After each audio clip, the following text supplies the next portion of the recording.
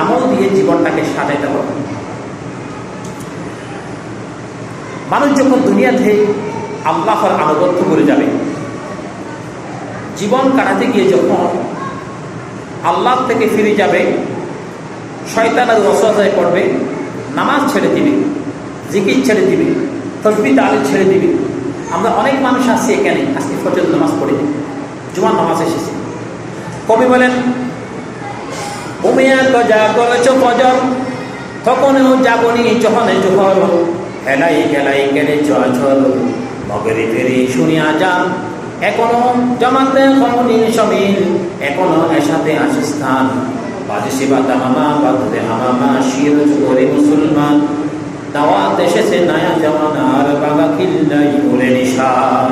বলছে ফজর নামাজ তুমি পড়লা না, মালাকুল মউত এসে বলল, অবান্দা তোমাকে জোহর পর্যন্ত সময় দেওয়া হলো, আবার জোহরের নামাজ পড়লেন না, আসর পর্যন্ত সময় দেওয়া হলো, আসরের নামাজ পড়লেন না, মাগরিব পর্যন্ত সময় দেওয়া হলো, মাগরিবের নামাজ পড়লো না, এশার পর্যন্ত সময় দেওয়া হলো, এশারের নামাজও পড়লাম না, আবার ফজর পর্যন্ত সময় দেওয়া হলো। যদি ফজর পর্যন্ত বেঁচে থাকি, আগামীকাল আমার জন্য সকাল, না হলে আমার জন্য হয়ে যাবে শুধু পরকাল, আমার জন্য পরকাল শুরু হয়ে যাবে। এই জন্য এই কবরটা আল্লাহ রাব্বুল আলামিন বলছেন, তুমি নামাজ দিয়ে তোমার জীবনটাকে সাজাও, অর্থনীতি দিয়ে, জাকাত দিয়ে অর্থনীতিকে তুমি ব্যবস্থাপনা করে দাও।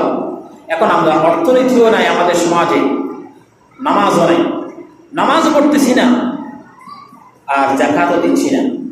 এগুলি সামান্যতম বিষয় নয়। রাসূলুল্লাহ সাল্লাল্লাহু আলাইহি ওয়াসাল্লাম, আউয়ালু মা ইউহাসাবু বিহিল আবদু ইয়াওমাল কিয়ামাতিস সালাহ।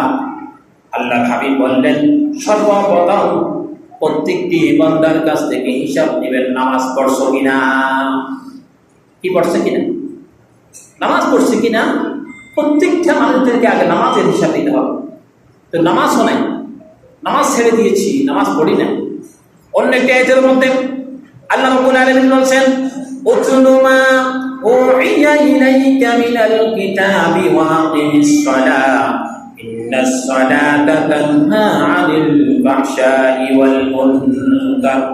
যদি নামাজ পড়ো, নামাজ যদি যথাযথ হয়, সমস্ত নাফরমানির কাছ থেকে, ফাহিশা কাজ থেকে আল্লাহ রাব্বুল আলামিন বান্দা তোমাকে আমি বাঁচিয়ে দেব। সুবহানাল্লাহ। এই যে কবরটা, রাসূল পাক সাল্লাল্লাহু আলাইহি ওয়াসাল্লাম বলেছেন, ইন্নাল কবরা আউয়ালু মানজিলিন মিন মানাজিলিল আখিরাহ। কবরটা হচ্ছে আমাদের মঞ্জিল বলে আমরা, অনেক পাঠের মধ্যে লেখা থাকে মঞ্জিল, দেখছেন?